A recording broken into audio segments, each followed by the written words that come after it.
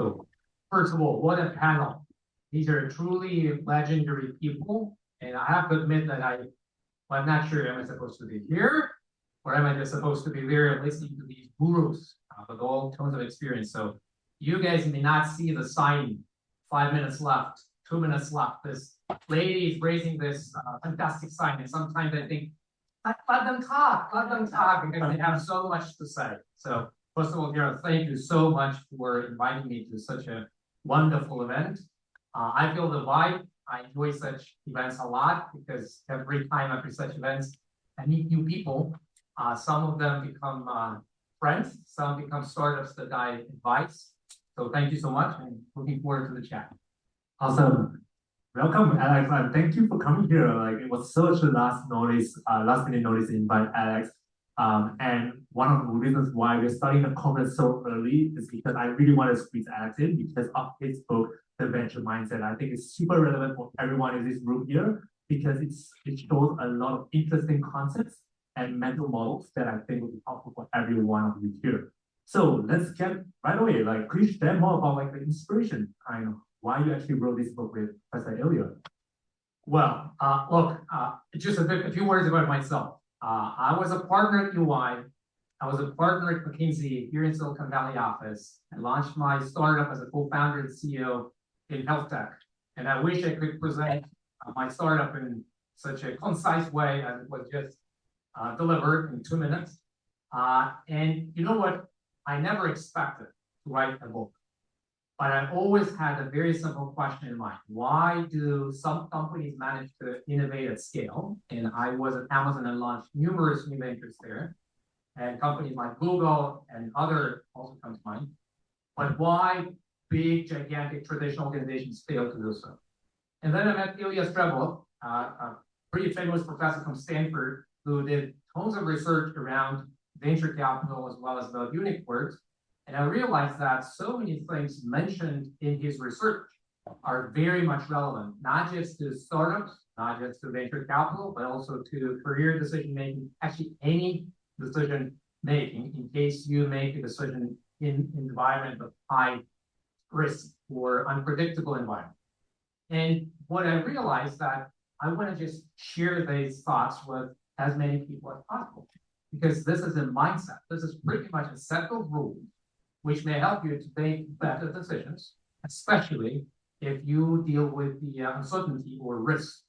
And who to learn from, we realize that venture capitalists, they define these 9 rules, 9 principles, because otherwise they would not survive.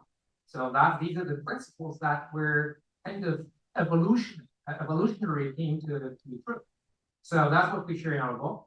And I hope that that's not just applicable to VCs, though for anyone who wants to launch a startup or join a startup, I think it's crucial to read the book because we decided to separate myths from facts and brought how actually VCs make their decisions, from sourcing, making your startup or saying no to you, to finally helping you on the way to become a unicorn and to the exit. So just facts, statistics, numbers, quotes, not just myths. Awesome. So you mentioned there's 9 concepts there. Could you share, I mean, I don't know if you have time for all of them, but what are the top few that you have been repeating yourself and you feel like the most common, most striking for you? You know what? I think I will pick the one which is number 1 in the book. Home runs meta, strikeouts don't. And actually, a few minutes ago, this panel just highlighted the essence of this person. If you think about the venture capital model, which imagine that they have a portfolio of 20 companies, about 15 of their bets will fail, meaning that they will literally write off all of these investments. John Doerr was mentioned. He's a very famous VC person. All of them went through that. They have to write off about 15 to 16 out of 20 to 0. 1, 2, maybe 3 investments will generate you 3 to 5x return, meaning that for every dollar invested, they will get back 3.5. In a traditional market environment, that would be a lot. In a VC world, that's not enough because of those statements. because of those startups that fail. And only 1 out of 20 may generate 10x or 100x return. And this is the essence of the venture capital business model that defines the all of the other principles. Now, why I think this principle is so important? Because now the risk is not about failing. The risk is not about losing that 15 times out of 20, but about not making the most important life-changing deal or missing that Google from the garage that was mentioned before and not getting 10,000x return. Now apply this mindset to your life, to your career, to key decisions that you have to make as a startup. You may want to think about all you do is experiments. It's something that you try, and failure now becomes just a part of the process, and it's all right to fail. More importantly, if you fail once, twice, 3 times, 5 times, that's still all right. In case you do believe and you do feel and you think, but you may get that 10x, 100x return. That's a different mindset. Then now you have to understand how to be resilient to failures, how to be able to pick that 10x, 100x return idea. But career-wise, it also means that, hey, why not to take that internship? Why not to do that crazy project? Why not to spend some time and send a bold LinkedIn invite, interview someone here, or to make what that person could ask for this place? Do that. The risk to fail is overstated to some extent, especially in the beginning of a career, especially if you're just at the seed stage of fundraising. Take the risk in a smart way. I mean, to learn about the smart way, you'll have to read the book because there's other 8 principles, and there's some trick, there's some keys to this kind of madness in the world to manage all this. Awesome, that's great. In your book also, you mentioned we have the concept of doubling down, right? So how do you balance between thinking about like when to double down on something versus this exploring this risk on like the whole world now? Yeah, I will have to disclose a few facts. So basically, we thought that poker could be a great analogy to how venture capitalists invest their money. Because what we thought with Ilya, that as you play poker, you do not know your chances to win. You unlock more and more information. The challenge when we came up with that analogy, the problem was that I never played poker, nor Ilya. So it's kind of a book knowledge. So we found a guy who wrote a Poker for Dummies, a book. And Ilya sent him an email, by the way. We never talked to this guy. We never knew this guy. So we just literally a bold email. Hey, buddy, do you mind teaching poker to 2 strange people who are writing a book about venture capital? The interesting part of that he was a venture capitalist himself, rich inheritor. And he said, come, first of all, I expected to go to Las Vegas. No, we're actually a casino here in California. It's a kind of hidden among cemeteries, etc. But you can go there because it's not considered to be gambling because you play with each other. Anyways, so when we refer to double down or quit, means that as you cannot make a decision right away because the uncertainty is so high. And when I work as a McKinsey partner with my clients, all of them expected, okay, we will do all these analysis and then we'll make a bold, big bet. And that's then wrong. That's not how you deal with uncertainty. The way that you deal with uncertainty, you make a small bet and you wait. And you collect information. Does it resonate with the customer? Is it user-centric enough? Are customers ready to pay for that? All of these additional information that will come with time. And then you double down. And that's why VCs, they do invest in secrets. They stage, because they increase their bet step by step. So I would highly recommend you to also apply this to your startup when you run an experiment. This is not your experiment or someone's experiment, it's the experiment. And if it fails, fine. It's an A/B test. But if it works, then you may have to double down. That's why you have to optimize for the number of experiments that you run and you have to kill your doubt. We had to do that a lot because when we were writing the book, but that's what VCs do as well. I mean, it's not fun for VCs to stop investing in someone who was such a great friend and whom they trust, but it's part of the game. So that's why I highlight that's not your idea that you will have to kill. You just have to kill it to save resources and time to bet on more. That's awesome. It's funny because I noticed that a lot of VCs actually play poker. So I think there's a correlation there somewhere, and hopefully one of these guys might do a research on that somewhere. But yeah, that is a significant, at least my personal anecdotal experience, there is definitely a correlation there. Could you share a little more about the concept of risk reduction engineering? I know that it was kind of mentioned in your book a little, but I thought it was this cool concept to think about, especially since you call it a risk in order to I'm glad that you asked this question because so many people, when especially startups, when they talk to me, they think, oh, what you should expect is that you come to a meeting with a VC and the check will be written on the spot. You just press the button, and he or she will just write the check and go, and you're done. It happens. Actually, you may find a few stories like that, but the problem is that it doesn't happen that often. And that's why we refer to myth-busting to some extent, that Ilya's team calculated the number of hours VCs spend on doing the due diligence on a startup that they plan to invest in. And the number, I was a bit shocked when I learned about the number. That's why I wanted to mention that in the book as well. 118 hours. That's a lot of time to give reference calls and checks, to understand the product better.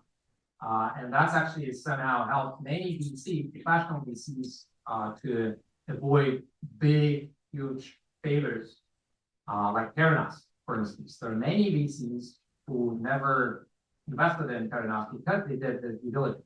Google Ventures, you can list them all. We mentioned a few in the book as well. So, and 118 number is actually the average number, meaning that there are way more, there are some VCs who will spend more hours inspecting your startup.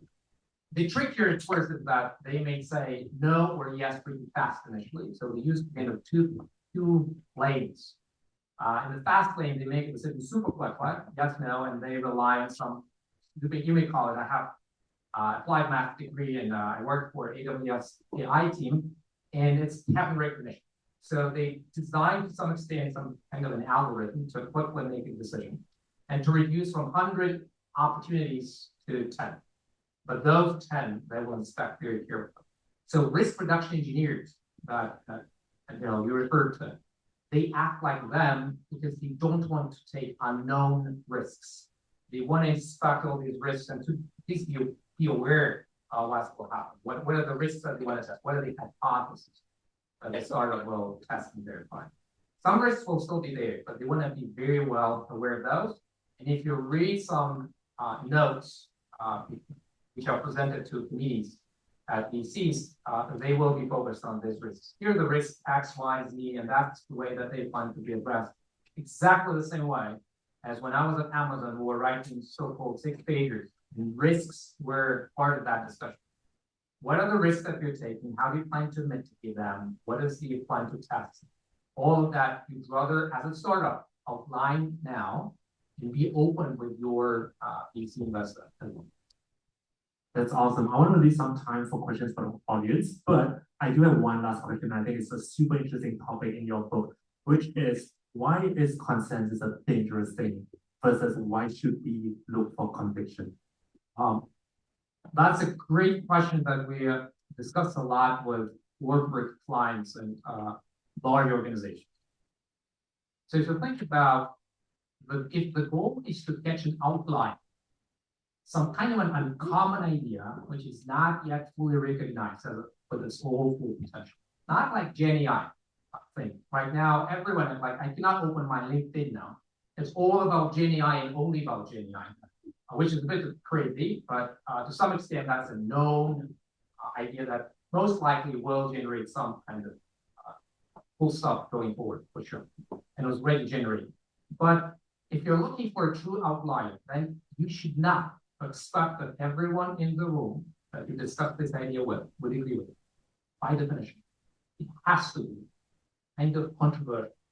Otherwise, that's not innovative enough, or that's not an outlier. So if everyone in the room agrees on that, that's actually a good red flag, especially in a situation with high uncertainty.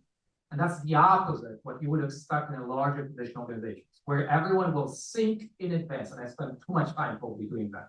You have to talk to every single senior executive so that in the room, the discussion will be a kind of peaceful. Everyone would agree and everyone say, yes, we're going, that's a great meeting. That's the challenge.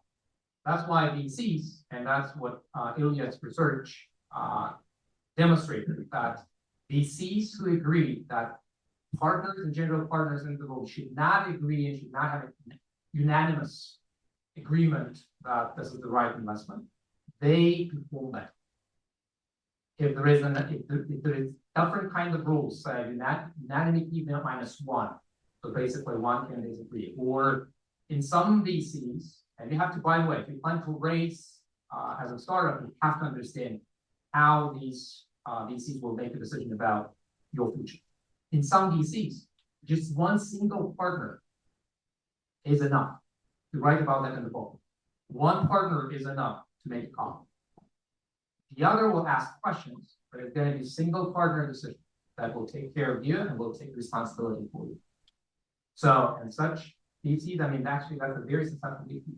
So that's why I understand the rules and do not expect, especially if you go to this uncertainty or risky environment, to have everyone agree with you.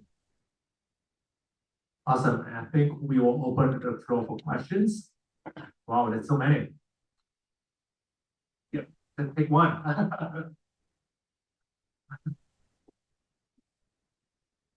Thank you very much. My name is Roman. First of all, thank you for inviting us here.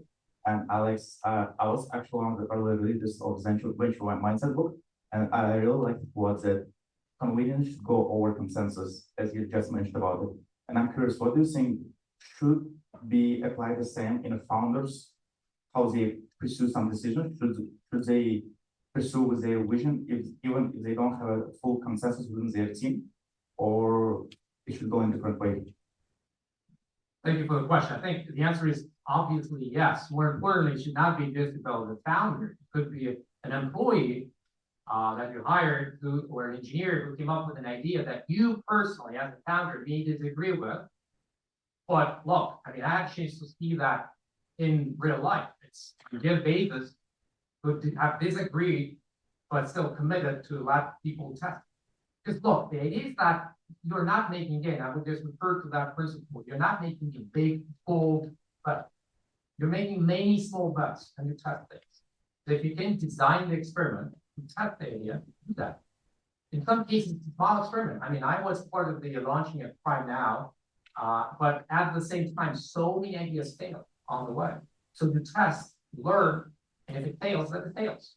And as a founder, as a CEO, that's your responsibility to actually find these ideas and let these ideas be tested, even if you sometimes disagree. All right, question in the front here.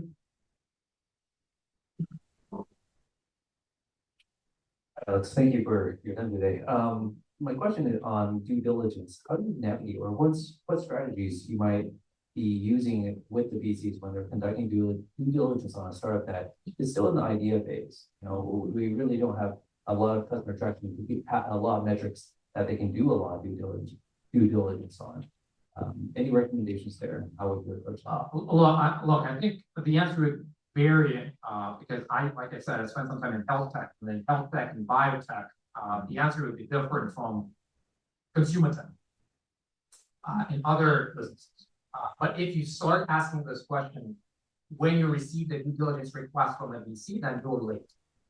You have to be ready with all these frequently asked questions way in advance. You have to be ready to text the answer and to continue to exchange text. Ilya gives a very nice example of when the founder started to receive these texts from a VC, the exchange continued for a few hours till midnight.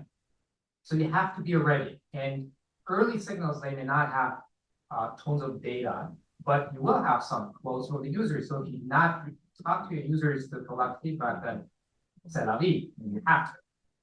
So you need a few quotes, you need some data. You have to, first of all, understand yourself. I think that's needed, and that's not just your free. Everything else, I think we have to go into more detail, like, okay, biotech, IP, clinical results, or why we believe your hypothesis makes sense. AI, what's your competitive advantage against ChatGPT or other solutions? So where everything the answer will be together.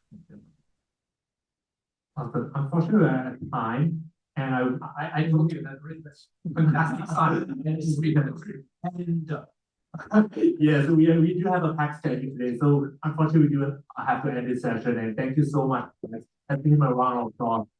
Thank you.